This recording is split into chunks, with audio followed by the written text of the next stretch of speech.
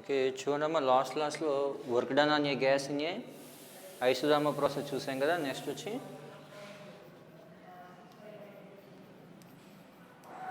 Work done on a gas in a adiabatic process.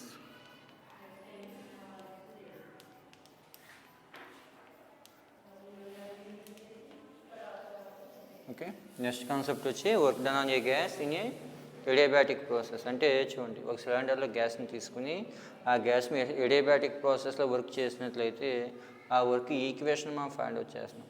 డివి వాల్యూమ్లో change రావడం చేసిన work DW అనుకుంటే డిడబ్ల్యూ ఈక్వల్ టు ఏం రాయొచ్చు, PdV.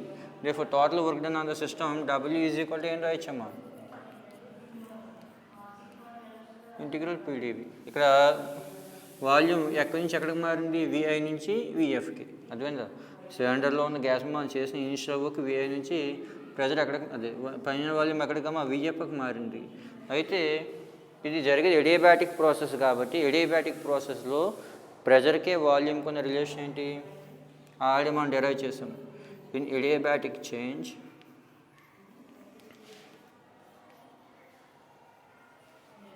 PV for gamma equal to K.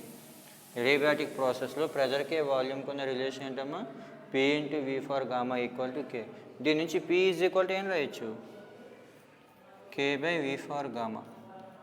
ఇక substitute చేసినట్లయితే డబ్ల్యూ ఈజ్ ఈక్వల్ టు ఏమవుతుంది, integral VI to VF K by V for gamma into DV. ఇక్కడ K కాన్స్టెంట్ కదా బయటికి తీసుకొచ్చేసారు అనుకోండి.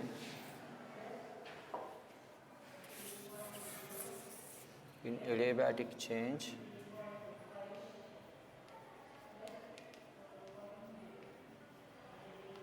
PV for gamma equal to K కదా, దానికి P equal to K by V for gamma substitute చేసాం.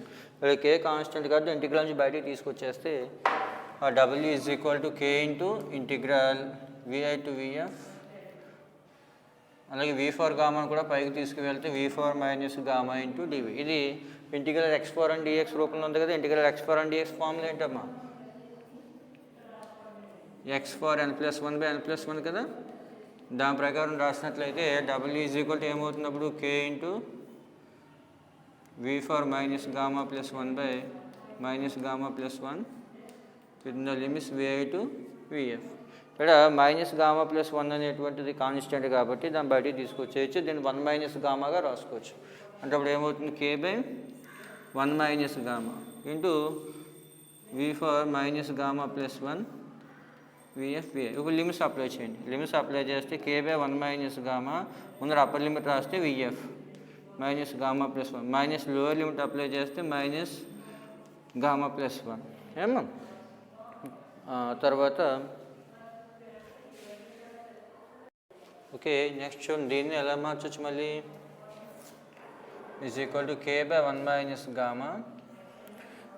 దీన్ని ఈ విధంగా రాసుకోవచ్చా, 1 by VF for gamma minus 1గా రాసుకోవచ్చా.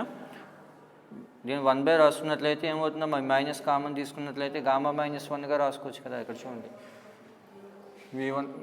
VF for minus gamma plus 1 ఉన్నట్టు దీన్ని VF for minus gamma minus 1గా రాసుకోవచ్చు. అంటే is equal to 1 by VF for gamma minus 1 కదా. దాన్ని ఈ విధంగా రాసుకుందాం, minus VI for 1 by VI for gamma minus 1. ఇదంతా కూడా work done W is equal to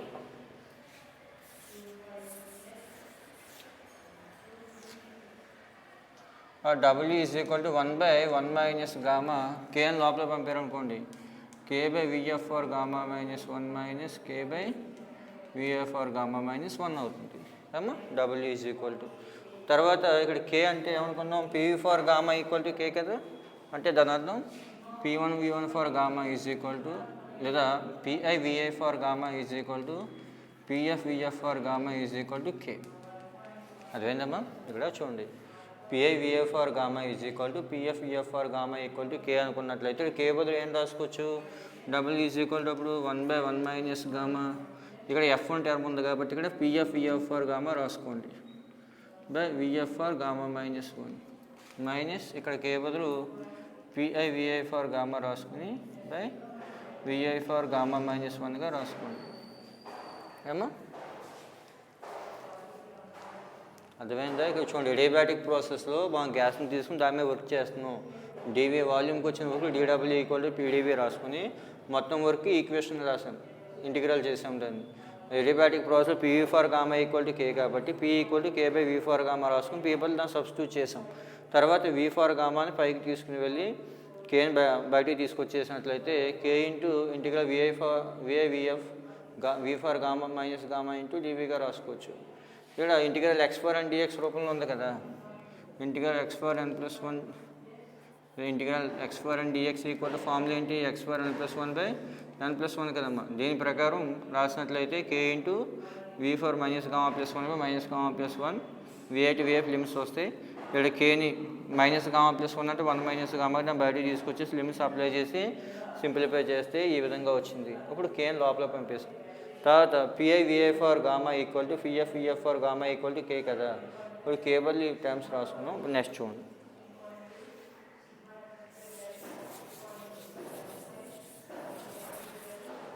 W is equal to 1/1 minus gamma into PF VF for gamma into VF for minus gamma plus వన్నే కదా, minus PI VI for gamma. ఈ term పైకి తీసుకువెళ్తే ఏమవుతుంది,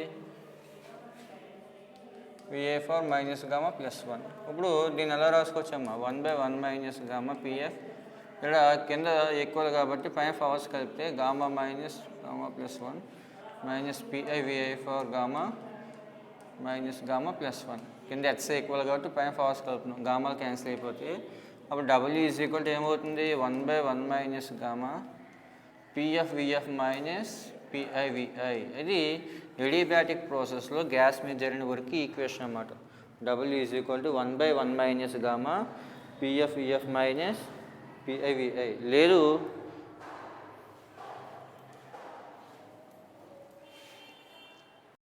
okay చూడండి, ఇప్పుడు మనం డెరైవ్ చేసినటువంటి ఈక్వేషన్ అంతా కూడా ఎప్పుడంటే గ్యాస్ ఎక్స్పాండ్ అవుతున్నప్పుడు, అదేనమ్మా ఇక్కడ సిలిండర్లో ఉన్నటువంటి గ్యాస్ ఎక్స్పాండ్ అవుతుంది అనుకున్నట్లయితే ఈ ఈక్వేషన్ వస్తుంది. అదే గ్యాస్ కంప్రెస్ అవుతున్నట్లయితే, అదేందా ఇక ఉన్న గ్యాస్ ఎక్స్పాండ్ అవుతుంది అనుకున్నట్లయితే ఈ ఫామ్లో, అలా కాకుండా గ్యాస్ కంప్రెస్ సంకోచిస్తున్నట్లయితే, వ్యాకోచించడం కాకుండా సంకోచిస్తున్నట్లయితే అప్పుడు ఫామ్లో ఏమవుతుంది, ఇది రివర్స్ అవుతుంది అన్నమాట. W is equal to 1/1 minus gamma PI VI minus PF విఎఫ్గా రాసుకోవాలి. అదేనమ్మా కంప్రెస్ అవుతుందంటే దీనికి సైన్ చేంజ్ అవుతుంది కదా, అందువల్ల PI VI minus PF VF అవుతుంది.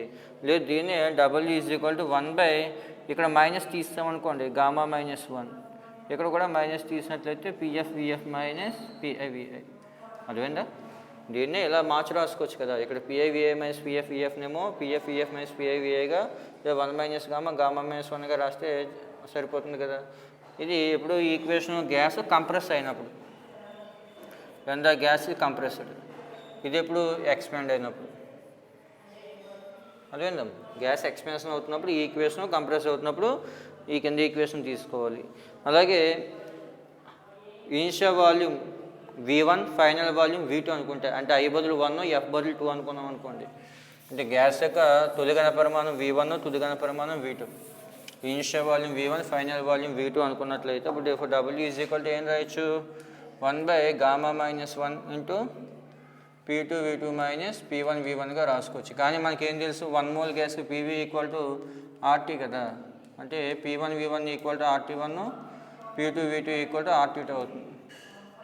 ఇక్కడ సబ్స్టిట్యూట్ చేసినట్లయితే W is equal to 1/1 minus gamma RT2 minus RT1. ఇక్కడ R బయటికి తీస్తారనుకోండి,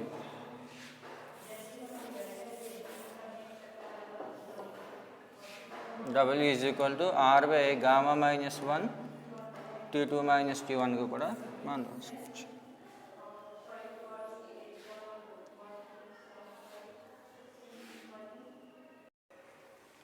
అదే గ్యాస్ ఎక్స్పాండ్ అవుతుంది అనుకున్నట్లయితే కనుక ఈక్వేషన్ ఏంటమ్మా మనకి, W is equal to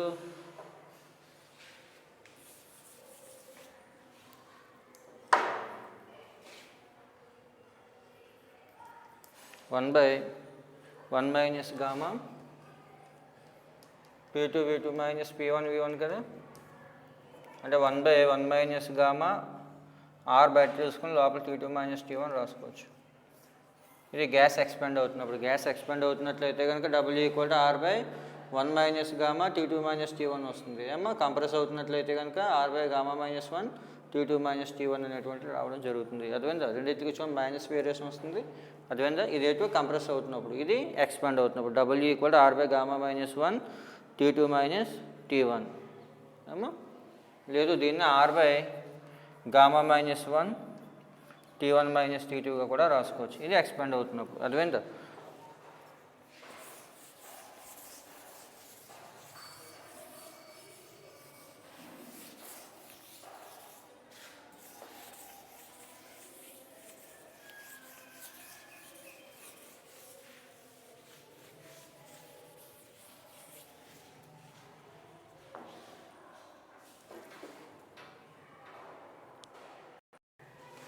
okay చూడమ్మా, నెక్స్ట్ వచ్చి ఫస్ట్ లా ఆఫ్ థర్మోడైనమిక్స్.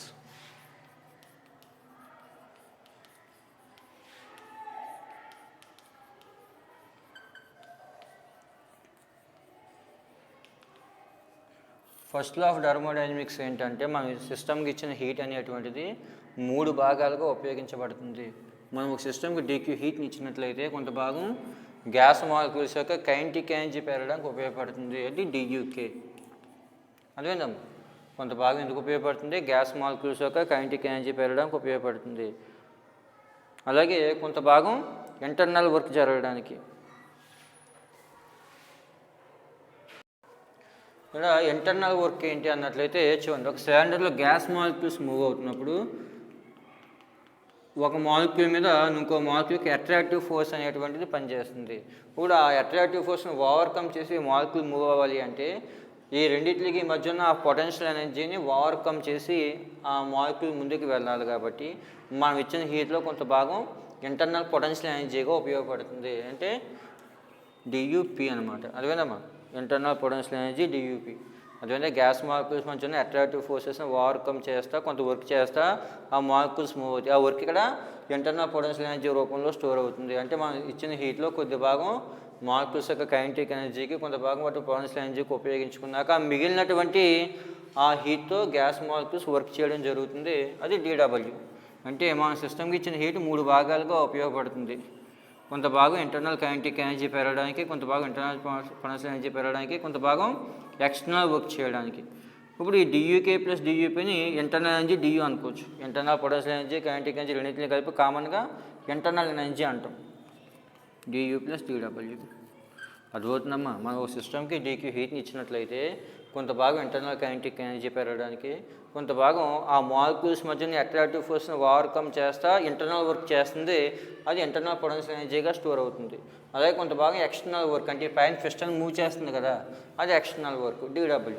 ఇలా 3 భాగాలకు ఉపయోగపడుతుంది. DQ is equal to DUK plus DUP plus DWగా రాసుకోవచ్చు. ఇందులో DUK ప్లస్ DUP ఇంటర్నల్ ఎనర్జీగా రాస్తున్నాం కాబట్టి DQ ఈజ్ ఈక్వల్ టు ఏం రాయొచ్చు, DU plus DW. For the heat energy supplied to the system is utilised increase internal energy and to do external work done. అంటే మనం సిస్టమ్ హీట్ని ఇచ్చినట్లయితే కొంత భాగం ఇంటర్నల్ ఎనర్జీ పెరగడానికి, కొంత భాగం వర్క్ చేయడానికి ఉపయోగపడుతుంది. అదేవిధమ్మా ఇక దీని సిగ్నిఫికెన్స్ ఏమంటున్నాడు, heat is a form of energy in translate. అదేవిధమ్మా హీట్ అనేటువంటిది ఎనర్జీ యొక్క ఫామ్. అదేవిధమ్మా అది ఒక చోట నుంచి ఇంకో చోట ట్రాన్స్ఫర్ అవుతుంది. అదేవిధంగా అలాగే energy conserved in thermodynamic system. ఇంకోటి ఏం చెప్తున్నాడు, ఎనర్జీ అనేటువంటి కన్జర్వ్ అవుతుంది. ఎందుకంటే మనం ఇచ్చిన హీట్ అనేటువంటి ఇక్కడ వేరు రూపాల్లో మారింది, కానీ 3 కలిపితే మనం ఇచ్చిన హీట్కి ఈక్వల్ కదా, అంటే ఎనర్జీ అనేటువంటిది కన్జర్వ్ అవుతుంది. అలాగే ప్రతి థర్మోడైనమిక్ సిస్టమ్ అనేటువంటిది ఈక్విలిబ్రియం స్టేట్లో అనేటువంటిది ఉండడం జరుగుతుందని చెప్పి సిగ్నిఫికెన్స్ అనేటువంటి చెప్పడం జరుగుతుంది. మెయిన్గా థర్మోడైనమిక్ ఫస్ట్లో ఏంటంటే హీట్ ఈ విధంగా ట్రాన్స్ఫర్ అవుతుంది, హాట్ ఏమో వాటిలోకి ఎనర్జీ ఏ విధంగా కన్వర్ట్ అవుతుందో చెప్పడానికి మనకి థర్మోడైనమిక్ ఫస్ట్ లాంటివి ఉపయోగపడుతుంది. ఇది లా ఆఫ్ కన్జర్వేషన్ ఆఫ్ ఎనర్జీకి ఈక్వల్ అనమాట. మనం ఇచ్చే హీట్ అనేది వర్క్గా కన్వర్ట్ అవుతుంది, అదేందమ్మా, కానీ అది కన్సర్వ్ అవుతుంది అని చెప్పి చెప్పడం జరుగుతుంది. ఓకే, నెక్స్ట్ వచ్చి రివర్సిబుల్ అండ్ ఇర్రివర్సిబుల్ ప్రాసెస్. ఇప్పుడు అందులో ఫస్ట్ రివర్సిబుల్ ప్రాసెస్ చూద్దాం.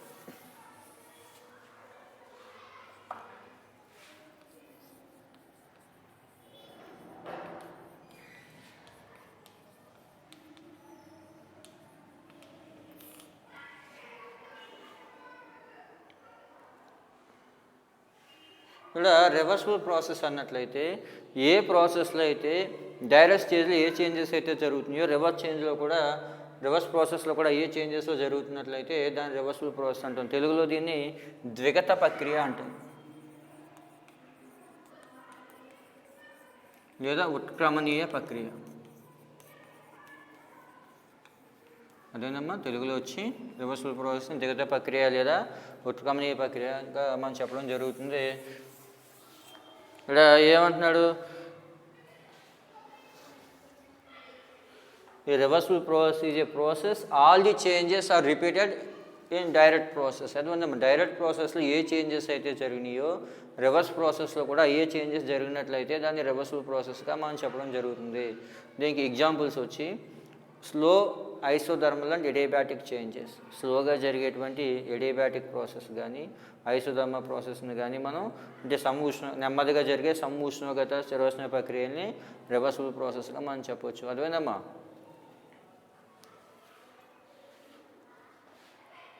అదే reversible process is a process all the changes are repeated in direct process. అదేవిధమ్మా డైరెక్ట్ ప్రాసెస్లో ఏ చేంజెస్ అయితే వచ్చినాయో ఏ ప్రాసెస్ రిపీట్ అవుతాయి రివర్స్ ప్రాసెస్లో కూడా. దీనికి ఎగ్జాంపుల్ ఏం చెప్పొచ్చు, స్లోగా జరిగేటువంటి ఎడియాబాటిక్ ఐసోథర్మల్ ప్రాసెస్ అంటే నెమ్మదిగా జరిగే ఉష్ణోగ్రత ప్రక్రియ స్థిరోష్ణ ప్రక్రియని మనం వీటికి ఉదాహరణలుగా చెప్పవచ్చు. అలాగే నెక్స్ట్ ఇంకేంటి, evaporation and condensation of ice అంటే నీరు గడ్డగట్టడం లేదా బాష్పంగా మారడం అంటే ఆవిరిగా మారడం, వీటిని కూడా మనం ఎగ్జాంపుల్స్గా చెప్పవచ్చు. అలాగే ఫర్ ఎగ్జాంపుల్ చూడండి, ఐస్ని తీసుకుని దాన్ని హీట్ చేసామనుకోండి ఏమవుతుంది, లేదా వాటర్ తీసుకొని దాన్ని కూల్ చేస్తే ఏమవుతుందమ్మా, ఐస్గా కన్వర్ట్ అవుతుంది. అర్థమైందా? ఇప్పుడు మళ్ళీ ఐస్ని హీట్ చేస్తే వాటర్గా కన్వర్ట్ అవుతుంది. అర్థమైందా? వీటిని మనం రివర్సిబుల్ ప్రాసెస్కి ఎగ్జాంపుల్స్గా చెప్పవచ్చు. అలాగే ఒక ఎలాస్టిక్ ఫ్లోర్ మీద బాల్ని వేసామనుకోండి స్లోగా, ఆ బాల్ ఏమవుతుంది, తిరిగి పైకి లేస్తుంది కదా, దాన్ని కూడా రివర్సిబుల్ ప్రాసెస్కి ఎగ్జాంపుల్గా మనం చెప్పవచ్చు. అలాగే ఈ రివర్సిబుల్ ప్రాసెస్కి ఎగ్జాంపుల్స్ కానివి ఏంటంటే ఫ్రిక్షన్ వల్ల జరిగేటువంటి ఫోర్సెస్ అవి ఉండకూడదు. ఫ్రిక్షన్ ఉన్నట్లయితే ఆ ప్రాసెస్ రివర్సిబుల్ ప్రాసెస్ అవ్వదు. ఏమా తర్వాత వచ్చి ఇర్రివర్సిబుల్ ప్రాసెస్.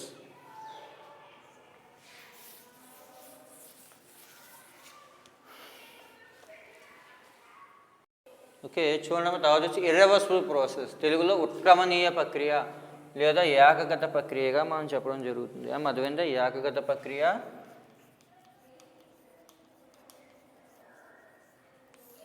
లేదా అనుత్క్రమణీయ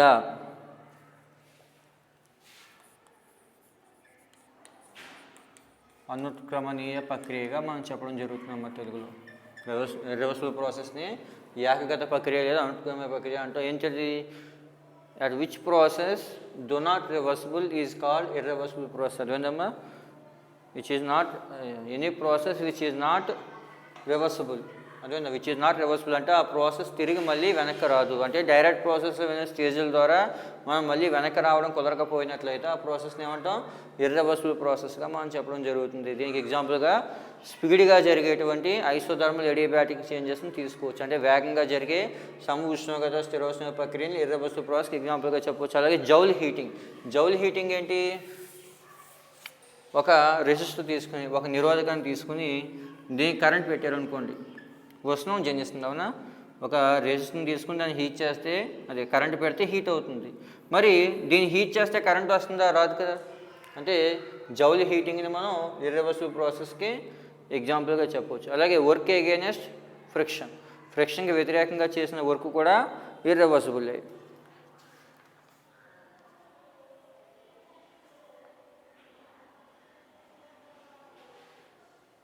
అలాగే రెండు బాడీస్ మధ్య జరిగే హీట్ ట్రాన్స్ఫర్, అది రెండు వస్తువుల మధ్య జరిగే ఉష్ణ వినిమయం కూడా ఇర్రివర్సిబుల్ ప్రాసెస్కి ఎగ్జాంపుల్గా చెప్పవచ్చు. అదేవిధంగా ఇవి ఇర్రివర్సిబుల్ ప్రాసెస్ల గురించి. నెక్స్ట్ వచ్చి కార్నాట్ ఇంజిన్. నెక్స్ట్ కాన్సెప్ట్ వచ్చి కార్నాట్ ఇంజిన్ అది ఏ విధంగా వర్క్ చేస్తున్నటువంటి చూద్దాం. ఓకే, అదేవిధంగా ఇర్రివర్సిబుల్ ప్రాసెస్ అంటే ఏంటి, డైరెక్ట్ ప్రాసెస్లో ఏ స్టేజ్ల ద్వారా అయితే సిస్టమ్ వెళ్ళిందో రివర్స్ ప్రాసెస్లో కూడా అయ్యే స్టేజ్ల ద్వారా. ఫర్ ఎగ్జాంపుల్ చూడండి, ఒక బాడీ ఏ నుంచి సికి ట్రావెల్ అవుతుంది, మధ్యలో ఒక పాయింట్ బి అనుకోండి. ఇప్పుడు అదే బాడీ మళ్ళీ రివర్స్లో సి నుంచి ఏకి వస్తుంది. మధ్యలో బి అనే పాయింట్ టచ్ చేస్తా. అంటే డైరెక్ట్ ప్రాసెస్లో ఏ స్టేజ్లో అయితే వచ్చినాయో రివర్స్ ప్రాసెస్లో కూడా అయ్యే స్టేజ్లో వస్తే దాన్ని రివర్సిబుల్ ప్రాసెస్ అంటాం. అలా కాకుండా నీకు వెనక్కి రావడం కుదురుతలేదు అనుకోండి, అది ఇర్రివర్సిబుల్ అనమాట. అర్థమైందా? మన నేచర్లో జరిగేటువంటి ప్రాసెస్ ఎక్కువ ఇర్రివర్సిబుల్ ప్రాసెస్లే ఉంటాయి ఏమో. తర్వాత వచ్చి Carnot heat engine.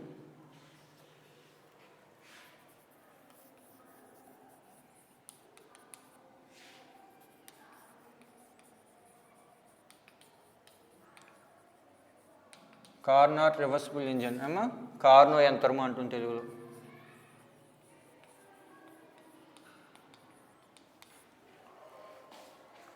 Eighteen 1824లో French engineer అయినటువంటి కార్నాట్ ఈ కార్నాట్ హీట్ ఇంజిన్ని కనిపెట్టడం జరిగింది 1824లో.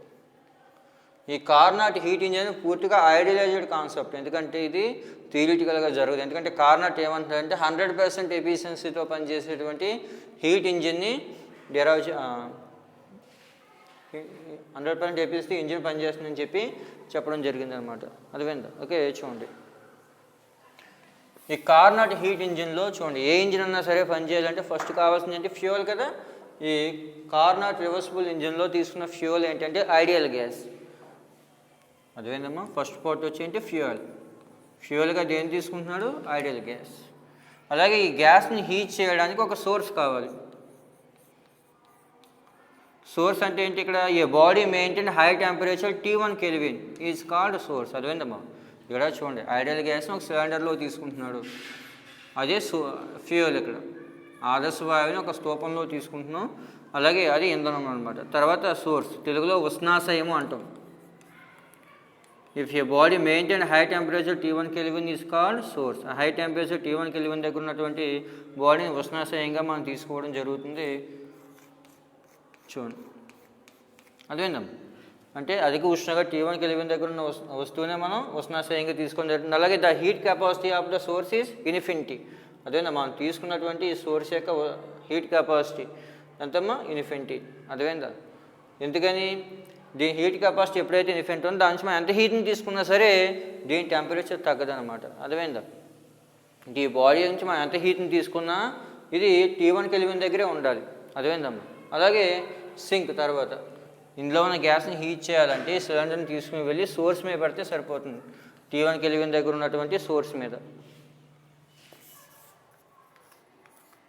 Source T1 kelvin. అలాగే సింక్.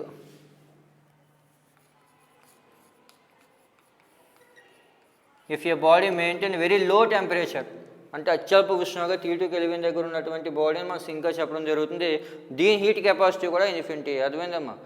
ఎందుకు హీట్ కెపాసిటీని విశిష్టోష్ణాన్ని ఇన్ఫినిటీగా తీసుకుంటం జరుగుతుంది అంటే ఈ సింక్కి ఎంత హీట్ని ఇచ్చినా సరే, ఈ సింక్ ఎంత హీట్ని తీసుకున్నా కానీ దీని టెంపరేచర్ పెరగదన్నమాట. ఎందుకంటే ఈ సిలిండర్లో తీసుకున్న గ్యాస్ని కూల్ చేయాలనుకోండి మనకి సింక్ అవసరం. అదేందా? ఎందుకంటే దీని దగ్గర ఉన్న హీట్ని సింక్కి ఇస్తుంది అనమాట. అందుకని లో టెంపరేచర్ T2 కెల్విన్ దగ్గర ఉన్నటువంటి బాడీని మనం సింక్గా తీసుకోవడం జరుగుతుంది. ఇప్పుడు అలాగే మనకి ఈ సిలిండర్లో తీసుకున్న గ్యాస్ మీద ఐసోథర్మల్ ప్రాసెస్లో జరుగుతాయి, ఎడియాబాటిక్ ప్రాసెస్లో జరుగుతాయి, సముష్ణోగ్రత ప్రక్రియలు జరుగుతాయి, స్థిరోష్ణ ప్రక్రియలు జరుగుతాయి. అందువల్ల మనకి హీట్ ఎక్స్చేంజ్ అవ్వకుండా ఉండాలి అన్నట్లయితే ఇక్కడ ఇన్సులేటింగ్ స్టాండ్ కూడా కావాలి.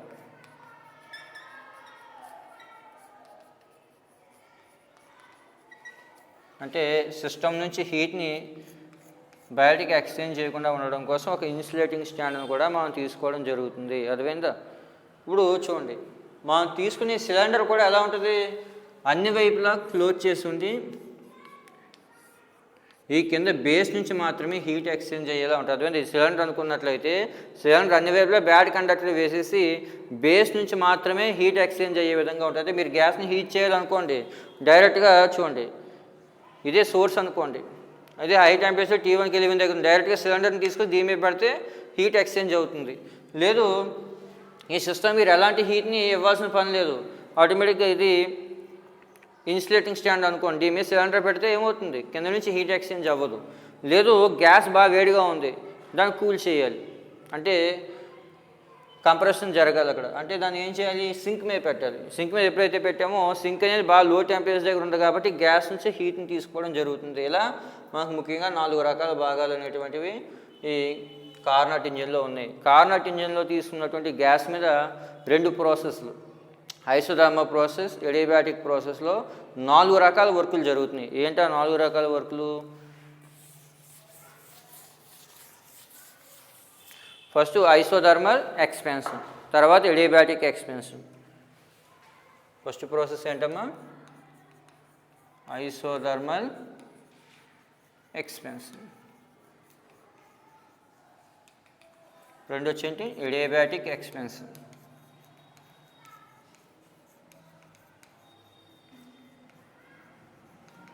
తర్వాత మూడోది వచ్చి ఐసోథర్మల్ కంప్రెషన్.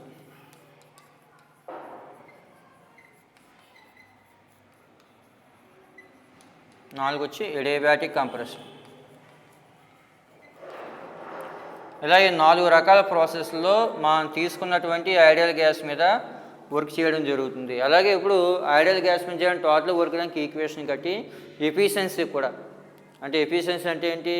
మనం ఇచ్చిన హీట్ను ఉపయోగించుకుని ఎంత వర్క్ చేస్తుందో చెప్పినట్లయితే దాన్ని ఎఫిషియన్సీ అంటాం. ఇప్పుడు కార్నట్ ఇంజిన్కి మనం ఇచ్చిన హీట్లో ఎంత వర్క్ చేస్తుందో దాని ఎఫిషియన్సీ కూడా ఈక్వేషన్ ఫైండ్ అవుట్ చేసి ఆ ఎఫిషియన్సీ వెయిట్ లిమిట్ డిపెండ్ అవుతుందో కూడా మనం చూద్దాం. ఏమా? ఓకే.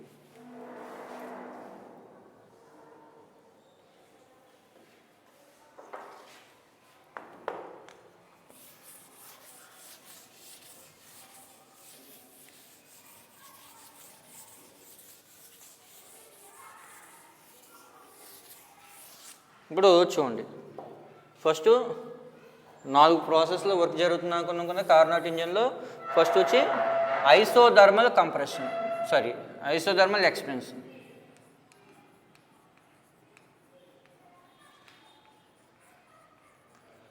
సిలిండర్లో తీసుకున్న గ్యాస్ మీద ఫస్ట్ జరిగే వర్క్ ఏంటమ్మా? ఐసోథర్మల్ ఎక్స్పాన్షన్, అంటే సమ ఉష్ణోగ్రత వ్యాకోచము.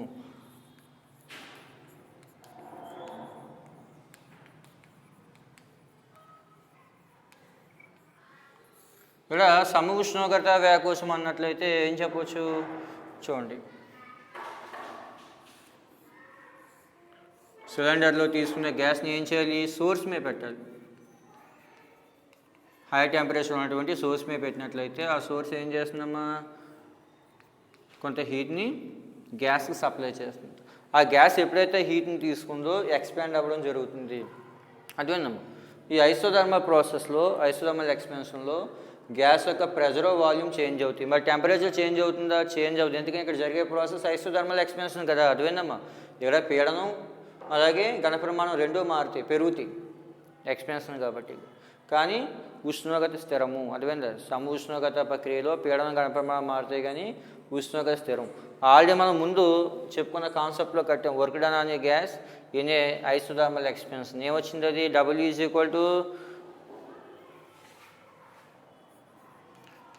RT1 log base E V2/V1. అదేవిధమ్మా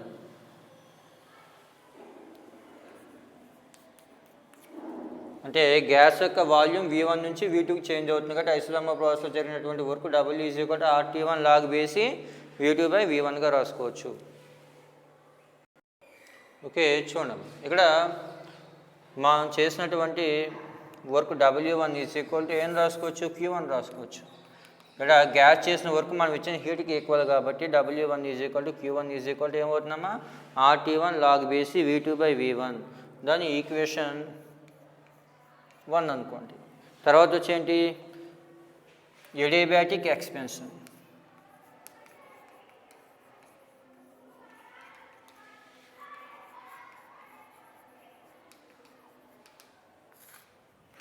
అంటే స్థిరోష్ణక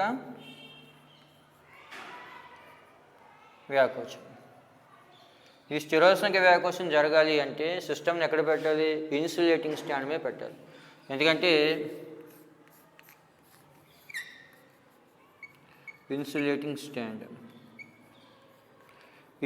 స్టాండ్ ఎందుకు పెడుతున్నామంటే సిస్టమ్ నుంచి సరౌండింగ్ కానీ సరౌండింగ్ సిస్టమ్కి ఎలాంటి హీట్ ఎక్స్చేంజ్ జరగకూడదు కాబట్టి ఈ సిస్టమ్ని ఎక్కడ పెట్టాలమ్మా? ఇన్సులేటింగ్ స్టాండ్ మీద పెట్టి ఇప్పుడు మీరు ఏం చేయాలి? మెల్లగా ఈ పిస్టన్ పైకి లాగినట్లయితే, ఒక మోటార్ సహాయంతో పిస్టన్ పైకి లాగినట్లయితే గ్యాస్ ఆటోమేటిక్గా ఎక్స్పాండ్ అవ్వడం జరుగుతుంది. మనం బయట నుంచి ఎలాంటి హీట్ని ఇవ్వట్లేదు కాబట్టి గ్యాస్ దాంట్లో ఎక్స్పాండ్ అవుతుంది కాబట్టి దీన్ని ఎడియాబాటిక్ ఎక్స్పాన్షన్గా మనం చెప్పడం జరుగుతుంది. స్థిరోష్ణక వ్యాకోచంగా మనం చెప్పడం జరుగుతుంది. ఈ స్థిరోష్ణక వ్యాకోచంలో జరిగిన work W2 = R/γ-1 into T1 - T2గా రాసుకోవచ్చు.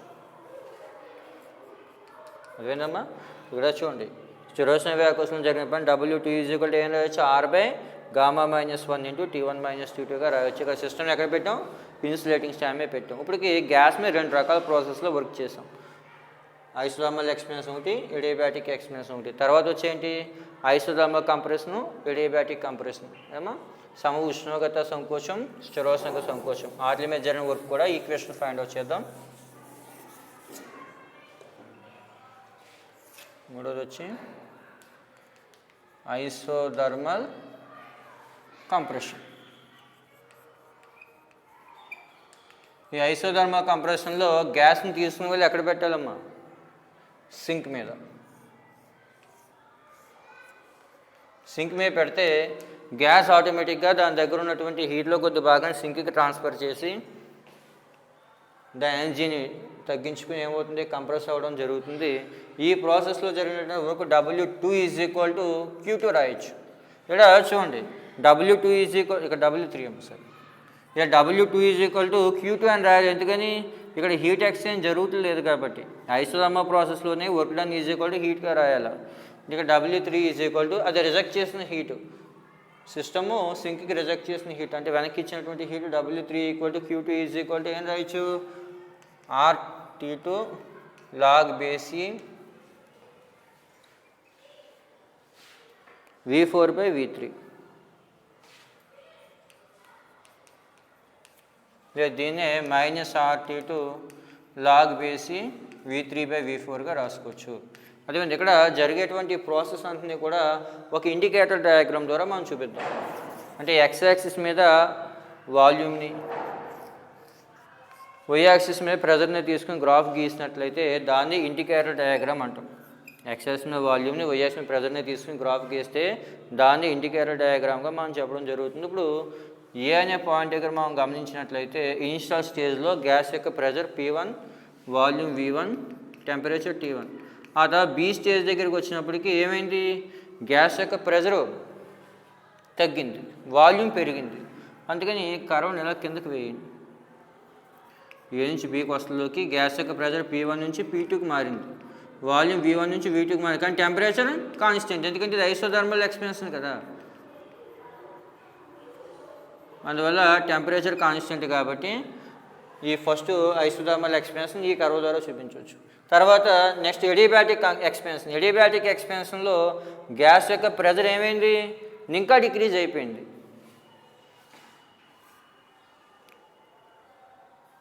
P2 నుంచి P3కి. వాల్యూమ్ ఏమైంది, పెరిగింది కదా, చూడండి వాల్యూమ్ పెరిగింది కదా V2 నుంచి V3కి, కానీ టెంపరేచర్ ఏమైంది T1 నుంచి T2కి డిక్రీజ్ అయింది. అదేందమ్మా, ఎందుకంటే ఎడియాబాటిక్ ప్రాసెస్లో టెంపరేచర్ చేంజ్ అవుతుంది కదా.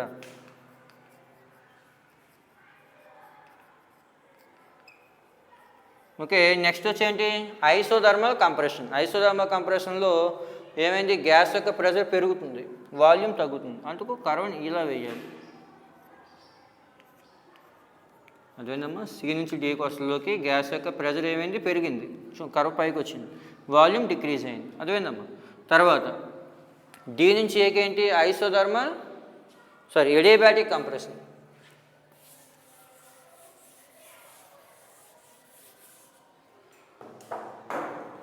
మనకు వచ్చేంటమ్మా ఎడియాబాటిక్ కంప్రెషన్.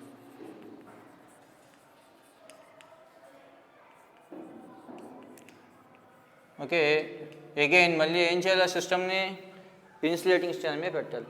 ఈ సిలిండర్ని తీసుకువెళ్ళి ఇన్సులేటింగ్ స్టాండ్ మీద పెట్టి గ్యాస్ని ఇంకా కంప్రెస్ చేసినట్లయితే మనం, అదేనమ్మా గ్యాస్ని ఇంకా కంప్రెస్ చేసినట్లయితే ఈసారి జరిగేటువంటి ఎడియాబాటిక్ కంప్రెషన్ అవుతుంది. W4 ఏమవుతుంది, R/γ-1 T2 - T1. అదేనమ్మా, అంటే గ్యాస్ యొక్క టెంపరేచర్ రేజ్ అవుతుంది, కంప్రెషన్ కదా, కంప్రెషన్లో టెంపరేచర్ రేజ్ అవుతుంది. ఇక్కడ pressure P4, volume V4, temperature T2. ఎందుకంటే ఇది ఐసోథర్మల్ కంప్రెషన్ కదా, టెంపరేచర్ చేంజ్ అవ్వదు.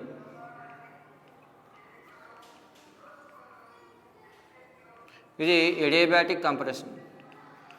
ఎడియాబాటిక్ కంప్రెషన్లో టెంపరేచర్ అనేటువంటిది పెరిగి T2 నుంచి ఏమైంది T1కి రీచ్ అవి గ్యాస్ ఇనిషియల్ స్టేజ్కి రావడం జరుగుతుంది. కాబట్టి ఇది ఒక రివర్సిబుల్ ప్రాసెస్గా మనం తీసుకోవడం జరుగుతుంది. అదేనమ్మా fourth equation W = R/γ-1 T2 - T1గా రాయొచ్చు. లేదు దీన్నే మైనస్ పెట్టుకుని T1 - T2గా రాసుకోవచ్చు. ఇప్పుడు మనకి 4 ఈక్వేషన్లు రావడం జరిగింది. ఆ 4 ఈక్వేషన్లు ఒక ఆర్డర్లో రాసుకుందాం. ఫస్ట్ ఓకే చూడమ్మా, ఇక్కడ జరిగినటువంటి టోటల్ వర్క్కి సంబంధించిన 4 ఈక్వేషన్లో రాసుకుందాం.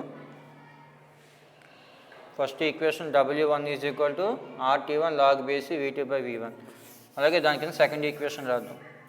W2 = R/γ-1 T1 - T2.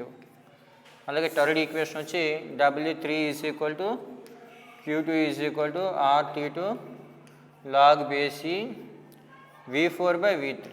దాన్ని మైనస్ పెట్టుకుని RT2 log base V3/V4గా కూడా రాయడం జరిగింది. తర్వాత నాలుగోది వచ్చి W4 = R/γ-1 T2 - T1. లేదు -R/γ-1 T1 - T2గా రాసుకోవడం జరిగింది. అమ్మ ఇలా 4 ప్రాసెస్లో వర్క్ జరిగింది. రెండేమో ఐసోథర్మల్లో, 2 ఎడియాబాటిక్. ఫస్ట్ ఏంటి ఐసోథర్మల్ ఎక్స్పెన్షన్, రెండోది ఎడియాబాటిక్ ఎక్స్పెన్షన్, మూడోది ఐసోథర్మల్ కంప్రెషన్, నాలుగోది ఎడియాబాటిక్ కంప్రెషన్. ఇలా 4 రకాల ప్రాసెస్లో గ్యాస్ మీద వర్క్ చేసి మళ్ళీ ఆ గ్యాస్ని తిరిగి ఏం చేసాం ఇనిషియల్ స్టేజ్కి తీసుకొచ్చాం. ఇందులో ఐసోథర్మల్ ప్రాసెస్లో జరిగేటువంటి ప్రాసెస్లో టెంపరేచర్ కాన్స్టెంట్. ఎడియాబాటిక్ ప్రాసెస్లో జరిగినప్పుడు మాత్రమే టెంపరేచర్ చేంజ్ అయింది. ఇక్కడ చూడండి, ఇక్కడేమో T1 నుంచి T2కి టెంపరేచర్ చేంజ్ అయింది, ఇక్కడేమో T2 నుంచి T1కి టెంపరేచర్ చేంజ్ అయింది. ఏమో ఓకే. ఇప్పుడు total work done on the system ఎంత అన్నట్లయితే 4 ఈక్వేషన్లో కలిపితే సరిపోతుంది. therefore total work done on the system W is equal to therefore net work done. W is equal to W1 plus W2 plus W3 plus W4. Here W1 ఎంత RT1 log base V2/V1 plus W2 ఎంతమ్మా R/γ-1 into T1 - T2 plus W3 ఎంత minus RT2 log base V3/V4. అలాగే W4 minus R/γ-1 T1 - T2. ఈ రెండు cancel అయిపోతాయి. అంటే internal చూడండి adiabatic ప్రాసెస్లో జరిగిన వర్క్ క్యాన్సిల్ అయిపోయింది. ఇంకా ఐసోథర్మల్ ప్రాసెస్లో జరిగిన వర్క్ మాత్రమే మిగిలింది. అదేనమ్మా RT1 log base V2/V1 plus R/γ-1 T1 - T2. అలాగే minus RT2 log base V3/V4 minus R/γ-1 T1 - T2 రాసుకొని ఈ రెండు క్యాన్సిల్ చేస్తాం. ఇంకా అక్కడ ఏ టర్మ్ మిగిలింది? అటు దీన్ని ఇండికేటర్ డయాగ్రామ్ అంటాం, చూచి పటమంటాం తెలుగులో. ఇంకా మిగిలిన ఈక్వేషన్స్ రాసుకోండి. RT1 log base V2/V1 minus RT2 log base V3/V4.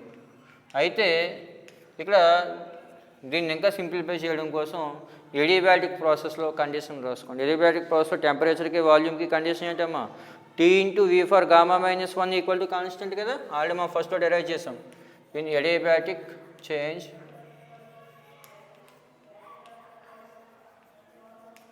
T into V for γ-1 equal to constant.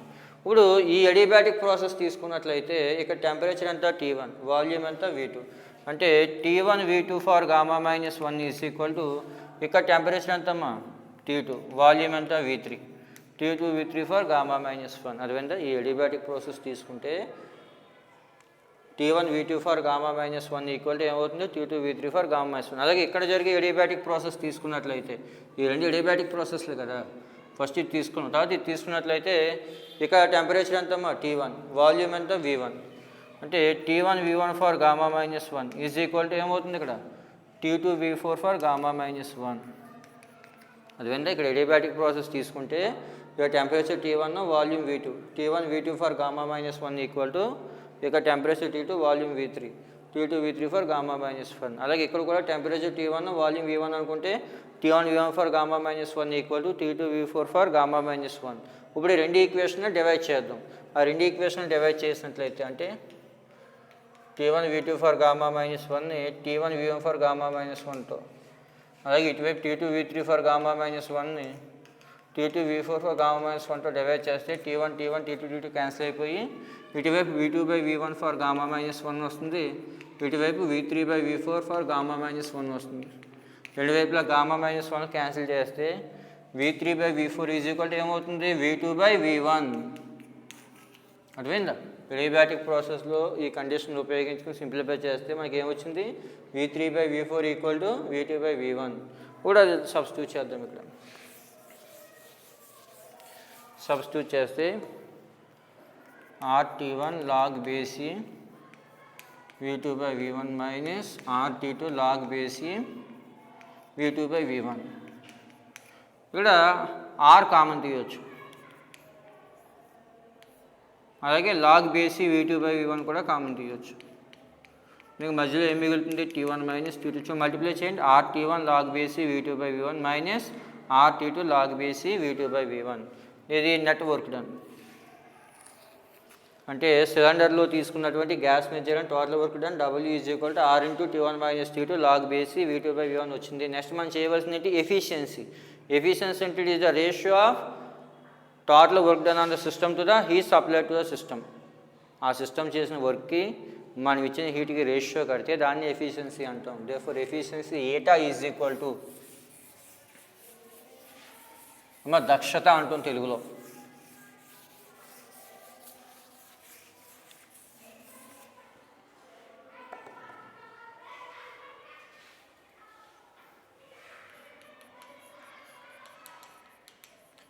Efficiency దక్షత అంటుంది తెలుగులో. ఏటాతో డినోట్ చేస్తాం. ఏటా is equal to net work done by heat supply to system. అంటే eta equal to W by Q1. ఇక్కడ W అంటే ఏం రాయొచ్చు Q1 మైనస్ Q2గా రాసుకోవచ్చా? అదేనమ్మా. ఎందుకంటే ఇంకా మిగిలినదల్లా ఏంటి మా సిస్టమ్ సప్లై చేసిన హీట్ Q1, సిస్టమ్ని సింక్ తీసుకున్న హీటు Q2. అంటే eta equal to W by Q1 is equal to Q1 minus Q2 by Q1గా రాయొచ్చు. Is equal to 1 minus Q2 by Q1. అదేందా? లేదు ఇంకా చూడండి, ఏటా equal to W by Q1 అనుకున్నట్లయితే W ఈజ్ ఈక్వల్ టు ఎంత వచ్చింది R into T1 minus T2 log బేసి V2 by V1 by Q1 అన్నట్లయితే ఏంటి starting equation W1 is equal to Q1 is equal to ఏం రాసుకున్నాం ఈక్వేషన్ 1 RT1 లాగ్ బేసి V2 by V1 రాస్తున్నాం కదా, అది వేయండి ఇక్కడ. ఇది సిస్టమ్ చేసిన మొత్తం వర్క్, ఇది సిస్టమ్కి మనం ఇచ్చిన హీట్ అనమాట. RT1 లాగ్ బేసి V2 by V1.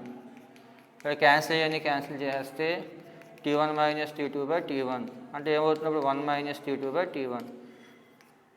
therefore eta is equal to therefore efficiency of the Carnot engine eta is equal to ఏమొస్తుందమ్మా 1 minus T2 by T1. ఇక T1 T2 ఏంటి సోర్స్ సింక్ల యొక్క టెంపరేచర్. అర్థమైందా?